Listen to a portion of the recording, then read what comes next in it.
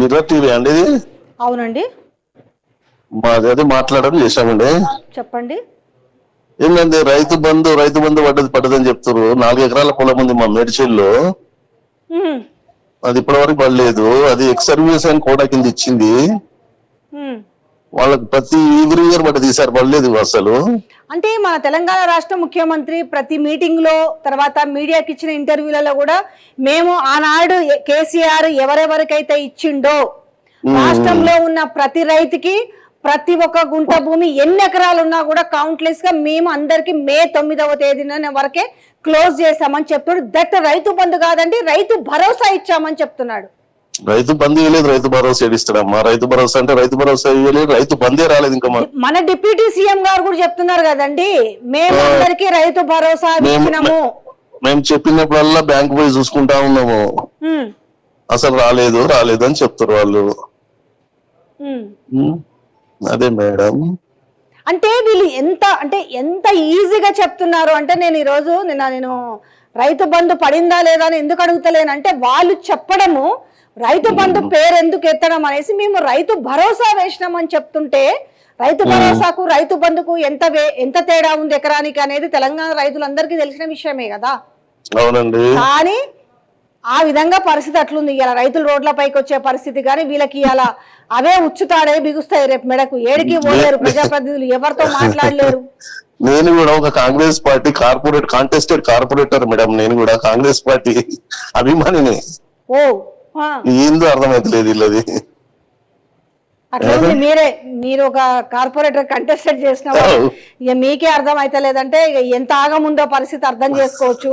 ఆ బోనస్ విషయంలో కూడా ఒక్కటేనండి, ప్రతిసారి ఒక కన్ఫ్యూజ్ కు తెరదీస్తారు. రైతులకు అర్థమే అయితలేదు, ఒక విద్యార్థులకు అర్థమైతలేదు, రైతులకు అర్థమైతలేదు, మహిళలకు అర్థమైతలేదు, వృద్ధులకు అర్థమైతలేదు. ఏం చెప్పదలుచుకోరు వీళ్ళు, ఏం ఇయ్యదలుచుకోరు అనేది అర్థమైతలేదు. ఇప్పుడు ఆల్రెడీ ఇప్పుడు ఎమ్మెల్యే ఎంపీ ఎలక్షన్స్ అయినాయి, 3 సీట్ల కంటే ఎక్కువ రావు మన కాంగ్రెస్ కు.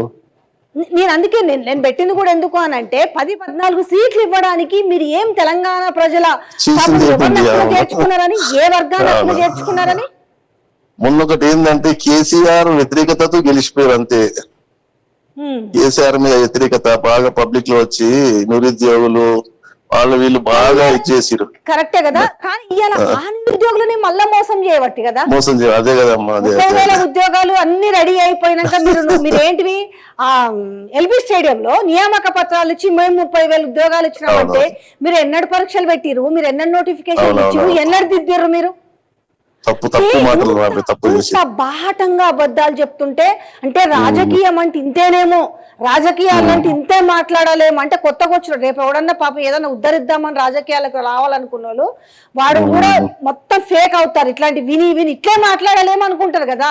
పోనీ ఆనాడు బీఆర్ఎస్ ప్రభుత్వం నోటిఫికేషన్ ఇచ్చింది, వాళ్ళు పరీక్షలు పెట్టిరు, మేము ఇచ్చినాము నియామక పత్రాలని చెప్తే, కానీ ఆ మాట ఎత్తారు మేము ఇచ్చినాము.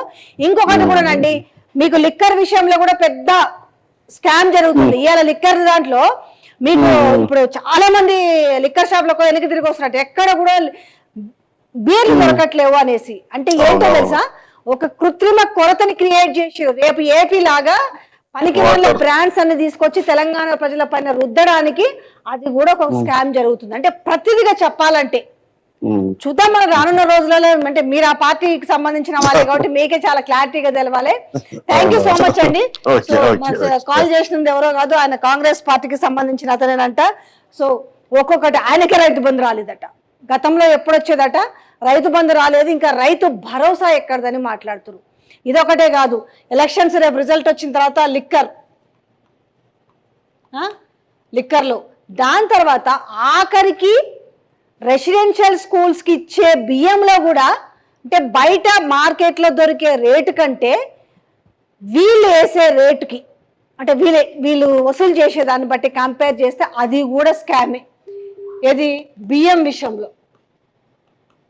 లిక్కర్ విషయంలో అయితే మీకు ఒక వీడియో కూడా చేసిన, లిక్కర్లో సేమ్ ఏవేవైతే ఏపీలో పనికి వాళ్ళ బ్రాండ్స్ ఉన్నాయో అట్లాంటివి కూడా తెలంగాణకు రాబోతున్నాయి అనేసి.